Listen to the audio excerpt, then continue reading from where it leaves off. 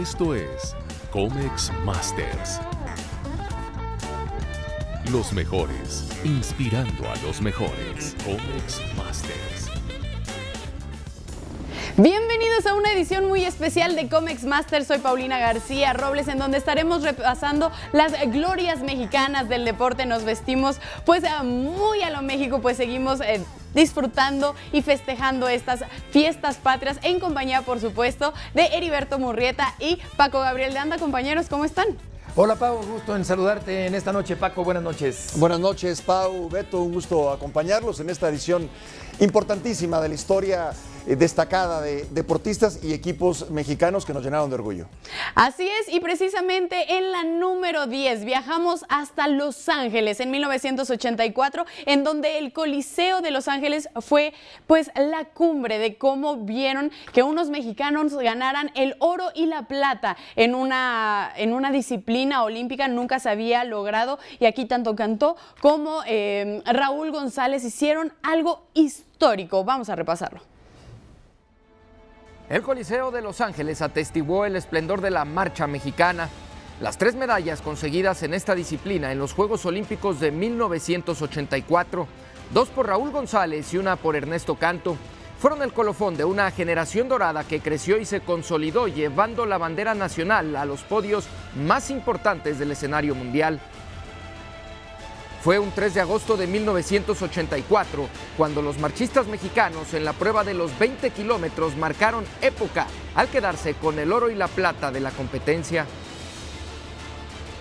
La victoria fue dominante, pues los rivales terminaron fundidos ante el paso ganador de Canto y que además vio a González cruzar la meta como segundo lugar, siendo este el primer 1-2 en la historia de México en unos Juegos Olímpicos.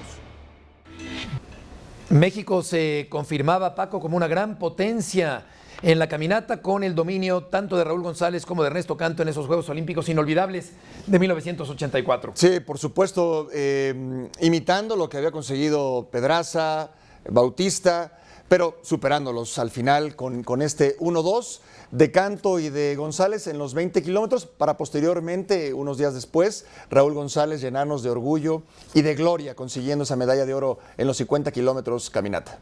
Sí, fue una locura realmente lo que se vivió, y precisamente de la marcha nos vamos a la velocidad para hablar precisamente de Ana Guevara, en donde puso el acelerador y parece que nadie la podía parar durante 4 años. Después de haber quedado en 5º lugar en Sydney 2000, llegó a Atenas 2004 para quedarse con la plata, pero estuvo en el primero, siendo la número 1 del mundo durante más de 4 años, ganando mundiales, también Juegos Panamericanos y mucho más. Veamos más de lo que hizo una de las mejores atletas que ha tenido México.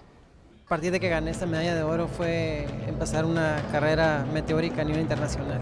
Trabajé siempre para conseguir mis resultados. París por mucho siempre será uno de los días más memorables de mi vida. Quienes logramos una medalla en los Juegos Panamericanos, pues prácticamente estamos hablando de la antesala de los Juegos Olímpicos. Con muchas emociones encontradas, ¿no? de lograr esa medalla. Entonces, todo lo que hacía a diario, todo lo que mi esfuerzo, se veía reflejado pues, en el reloj, en una medalla, en un resultado. Y la verdad creo que cada quien, al final del día, pues tienes que construir tu propio proyecto y tienes que construir tu propia carrera. Sí, lo que consiguió Ana Gabriela Guevara fue realmente histórico, no solamente porque era arrolladora y dominaba en cada competencia, sino porque fue la número 1 en el mundo.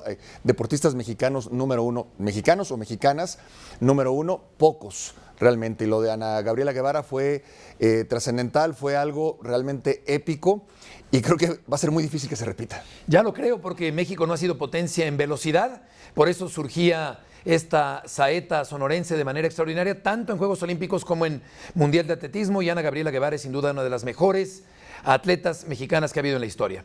La reina de los 400 metros, y nos vamos a la lomita con Fernando Valenzuela. Cómo olvidar lo del toro con esta fernandomanía. Realmente toda la comunidad latina viajaba a Los Ángeles y era una locura cada que lanzaba. Fernando realmente hizo que todos vibráramos, y vamos a revisar un poco entonces más de este histórico mexicano. Fernando ready in the strike 2 pitch is hit back to the box, dribbling to second. Samuel on the bag, throws to first, up. En la década de los 80s, un zurdo originario de Sonora irrumpió en los montículos de las grandes ligas sin imaginar lo que el destino le depararía. El mexicano Fernando "El Toro" Valenzuela se adueñó de la ciudad de Los Ángeles gracias a sus soberbias actuaciones con los Dodgers y se convirtió en el máximo representante mexicano en la Gran Carpa.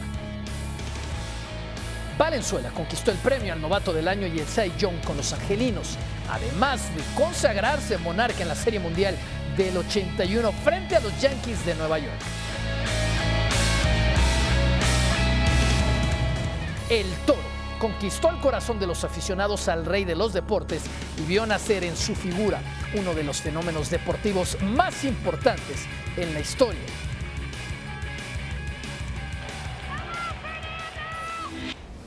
Contoneaba el cuerpo regordete, Fernando elevaba la mirada en una extraña manía a la hora de preparar el lanzamiento, una etapa extraordinaria por parte del béisbol mexicano en las grandes ligas. Y recuerdo, Paco, cómo se paralizaba México para ver por televisión los partidos de Fernando Valenzuela. Sí, sin duda, ¿no? Con su muy peculiar estilo de lanzar y lo que generaba en el entorno. Seguramente su momento cumbre, esa Serie Mundial frente a los Yankees, donde iban abajo 2 juegos precisamente abajo con los Yankees y Fernando Valenzuela le da el primer triunfo a los Dodgers. Posteriormente se convierten en campeones del mundo, en un equipazo además el que tenía, dirigidos muy bien por Tom Lasorda.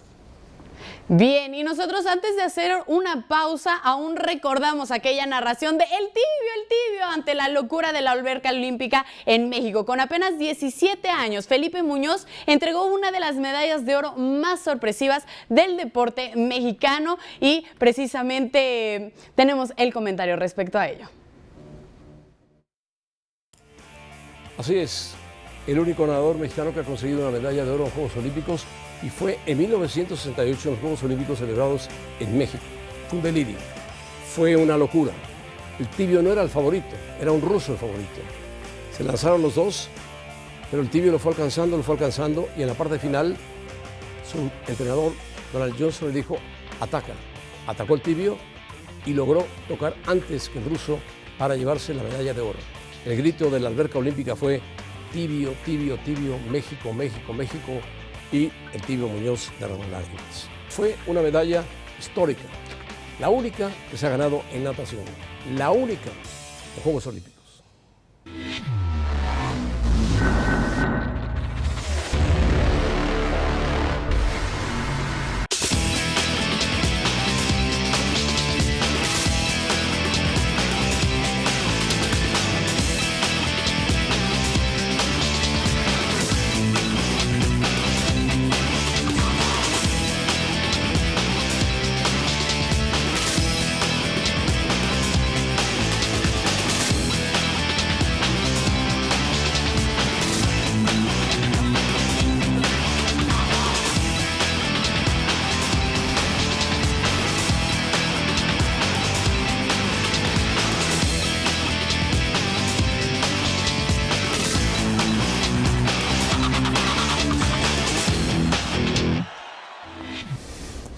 Sí, el momento culminante de la carrera de Julio César Chávez. Iba abajo en la puntuación, tenía que noquear para ganar y en los últimos 10 segundos ese derechazo cruzado que termina tumbando a Meldrick Taylor y dándole la gloria, el título, por supuesto, y un momento único para el boxeo y desde luego para Julio César Chávez. Una gran pegada, un boxeador extraordinario, el mejor que ha tenido este país en toda su historia, una tierra de grandes boxeadores.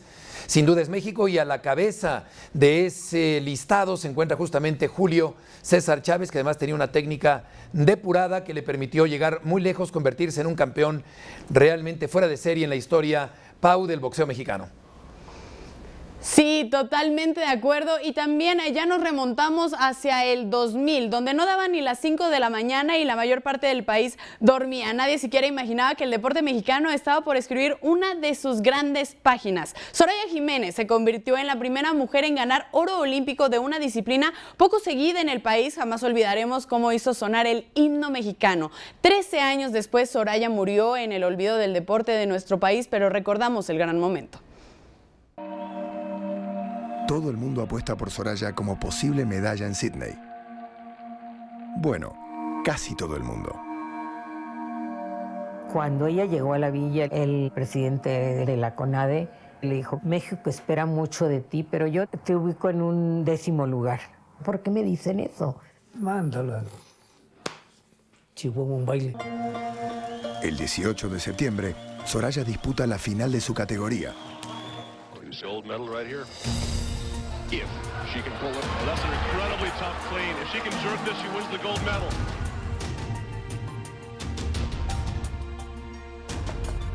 Levanta y se va para un lado y se va para otro. Y está pensando en las rodillas, mi madre mía. She has the gold. The signal. Yes. Lo logró y el brinco ese que da, creo que gritó, me los chingue. Pues ella decía, es como demostrarle a toda la gente que no creía en mí, que sí valgo y que además las mujeres podemos hacer esto y más.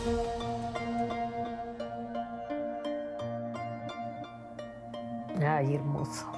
Ella decía, la tengo, mamá, la tengo. Sí, mi amor, es tuya. Sí, muy, muy padre. Se sube al podio. La bandera, el himno, una medalla de oro olímpica. Híjole, yo le hubiera perdonado todas las groserías. La primer mujer mexicana en ganar una medalla de oro. Nadie se lo va a quitar. Nadie se lo va a quitar. Algo que nadie esperaba, y esto nos pusieron en redes sociales. Mario Leal, que en paz descanse, Soraya tenía 11 años y recuerdo verla ganar en la televisión. Y también, a ver qué nos mandó Mario Adir Rodríguez. Me encontraba desayunando, ya listo para irme a la escuela. Llegando ahí, todos hablábamos de la hazaña mañanera. Ya en segundo de prepa empiezas a sentir ese orgullo por el que te representa a nivel internacional. Y es que ya lo decíamos, era algo que precisamente nadie esperaba. Lo de Soraya Jiménez, la primera mujer en haberle dado una medalla de oro a México. Y pasamos entonces al siguiente tema. Antes, compañeros, platicar un poco lo de Soraya y cómo lo vivieron ustedes.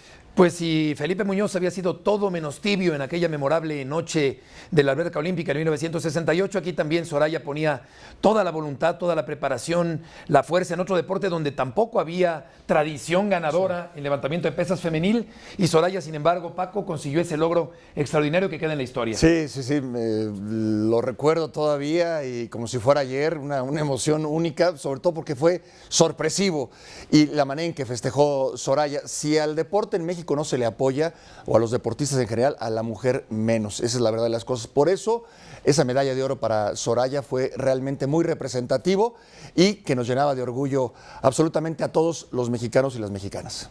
Totalmente de acuerdo. Y bueno, ya pasamos entonces del deporte olímpico a algo que México jamás había ganado, un torneo organizado por la FIFA hasta 1999. Aquella noche lluviosa en el Azteca, esa generación dorada encabezada por Cuauhtémoc Blanco entregó el título más importante para México en el fútbol, ahorita lo discutiremos, jugando en casa y contra Brasil. La Copa Confederaciones fue de México en una de las grandes noches de nuestro deporte.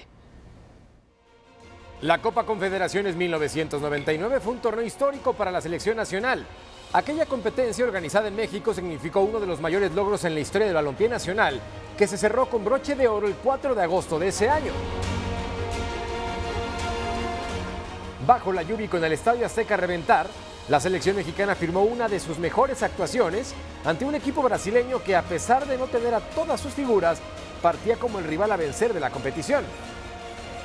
El Tri se fue al frente gracias a un error de Dida ante un disparo de Miguel Cepeda y amplió su ventaja con un impacto de Abundis que terminó en el fondo de las redes.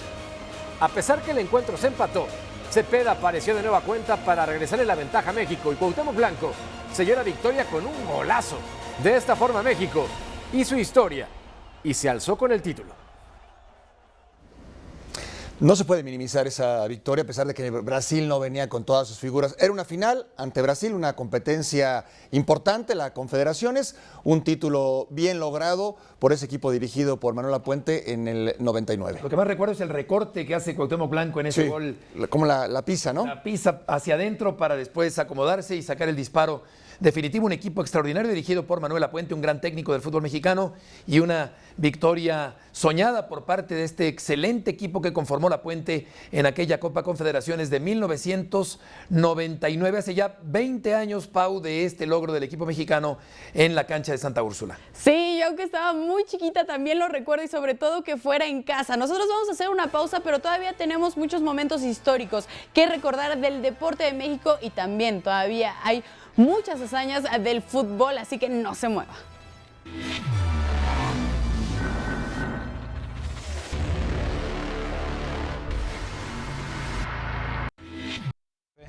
Estamos a una edición muy mexicana de Comex Masters para recordar. En el 2005 México tuvo una nueva generación de niños héroes, envueltos en la bandera, pero logrando lo que nunca se había imaginado: un título del mundo en fútbol. El equipo de Chucho Ramírez conquistó una hazaña única, y esos nombres fueron por muchos años la esperanza a un salto de calidad en nuestro fútbol.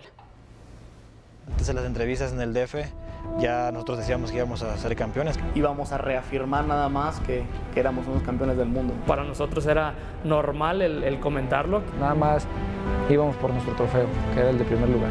No teníamos otra cosa en la cabeza más que eso. Todos estábamos convencidos de a lo que íbamos. Simplemente nos íbamos a presentar a ejecutarlo. Que ya para nosotros era normal hablar del campeonato. Para hacer el cambio del fútbol mexicano. Estaba instalado en nuestra mente y en nuestro corazón. Yo quiero eso y eso es mío. Y habíamos trabajado para ello, ¿no? Llegas y el primer partido es importante. Yo me acuerdo que esa semana era difícil, ¡pum!, 2-0. ¿No? Como que eso te pone ya más tranquilo. El segundo partido es contra Australia. Los chavos lo jugaron muy bien, ganamos. Entonces, pues, prácticamente adentro. Entonces, lo que hicimos rápido, pues un análisis, ¿no? O sea, ¿qué pasó? ¿Qué tenemos que corregir? Y la verdad que sacamos buenas conclusiones.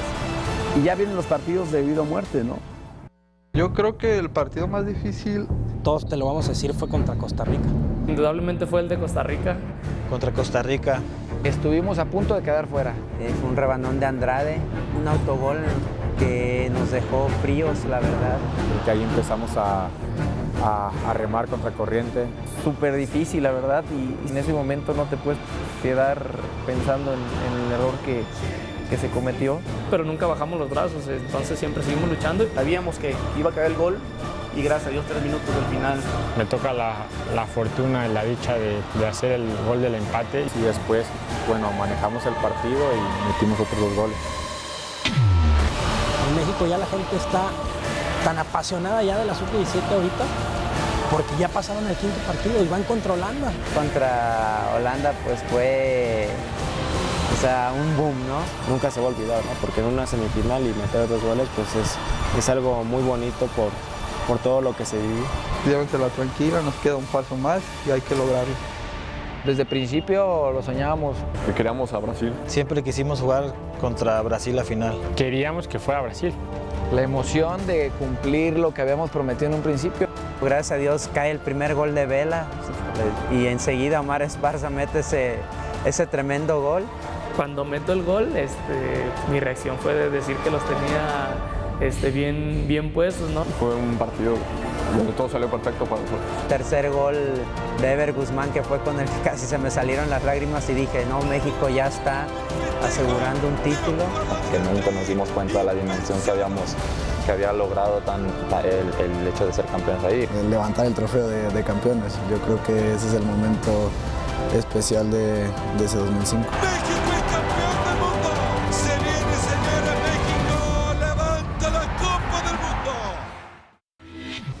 Campeones mundiales sub-17, esa generación dorada en la que veíamos muchas caras conocidas, pero compañeros, ya los veo con ansias de platicar este gran logro de México. Y cómo no, Pau, Beto, un momento único, un momento realmente inédito, el primer campeonato del mundo sub-17 con una generación dorada, una generación que trascendió, que rompió esquemas, que hizo algo distinto a los demás y que consiguió a base de mucha mentalidad, mucho trabajo y talento el primer título del mundo en categorías menores. Sí, excelente camada de jugadores, bien dirigidos, bien seleccionados antes que ello por parte del técnico Chucho Ramírez, y no sería flor de un día o un garbanzo de libra, sino que se lograría tiempo después otro campeonato mundial 2011, en 2011. En 2011 en la cancha del Estadio Azteca con otra generación y otro entrenador que era Raúl Gutiérrez, que dirigió a ese equipo mexicano, pero este logro fue realmente conmovedor para todos los seguidores del fútbol y del deporte en general en este país. Y ya lo decían, Chucho Ramírez dijo, la mentalidad con la que nos fuimos de ser campeones desde México fue lo que nos ayudó mucho. Pero del fútbol pasamos a la leyenda del boxeo. Juan Manuel Márquez tuvo 64 peleas como profesional, pero cuando en unos años recordemos su legado, sin duda la imagen que define su carrera es el knockout ante Manny Pacquiao en el cuarto combate entre ambos. Las 3 primeras peleas fueron pues con mucha polémica, reclamo, y en la cuarta no hubo dudas. Damas y caballeros de Ciudad de México, el gran campeón Juan Manuel Dinamita Márquez. Después de 3 peleas yo sabía, él sabía lo que yo hacía y yo sabía lo que él hacía. Y tengo la oportunidad, ese golpe de derecha en finta que le subo de gancho con la mano derecha, que lo manda a la lona, ya se lo había conectado en las otras peleas. Faltaba un segundo para acabar ese 6º episodio. Lo voy a buscar y en eso él me hace esa finta. Yo ya sabía, muy conocida de parte mía. Viene esa finta y viene esa derecha que yo no me estaba esperando. Yo sabía que él venía hacia adelante y esa derecha fue una derecha perfecta, que va a marcar mi historia y que me va a marcar a mí durante toda mi vida.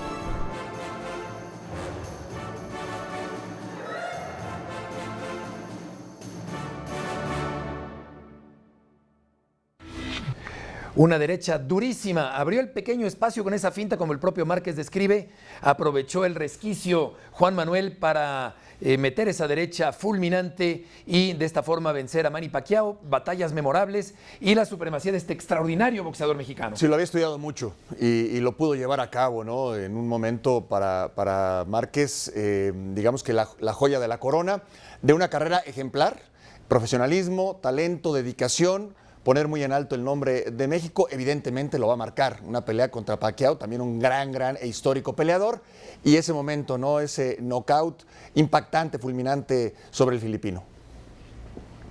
Bueno, y la número 1, comentarla un poco, compañeros, antes de despedirnos, cuando les digo Londres 2012, México frente a Brasil.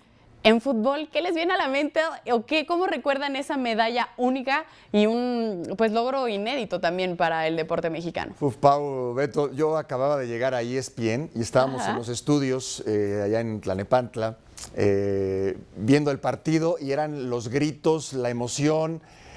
Había tenido un torneo complicado México, aunque siempre me parece que haciendo las cosas muy bien, llegando a ese punto otra vez una final contra Brasil, que todavía te viste más, y con Oribe Peralta como figura haciendo los 2 goles, un recuerdo único, ¿no? Esa medalla de oro olímpica. Es seguramente el máximo logro en la historia del fútbol mexicano. Sin duda. Esa medalla de oro ganada en Juegos Olímpicos. Luis Fernando Tena, entrenador de este equipo de fútbol, de acuerdo, con varios jóvenes y algunos veteranos en una amalgama que resultó realmente extraordinaria para terminar por ganar este partido, por secar a Neymar, por cierto, que era ya un jugador muy importante en 2012, y una grandísima victoria, Pau, del equipo mexicano en esa gran final de fútbol de los Juegos Olímpicos de Londres 2012. Así es, sobre todo que para México no ha sido fácil ganar medallas olímpicas, menos hacerlo en un deporte de conjunto, ya ni soñar que fuera en el deporte más popular del país. Y en el 2012 en Wembley, la catedral de fútbol, ya lo decían, lo de Oribe y Corona, pues dieron el triunfo más importante del fútbol que se recuerde.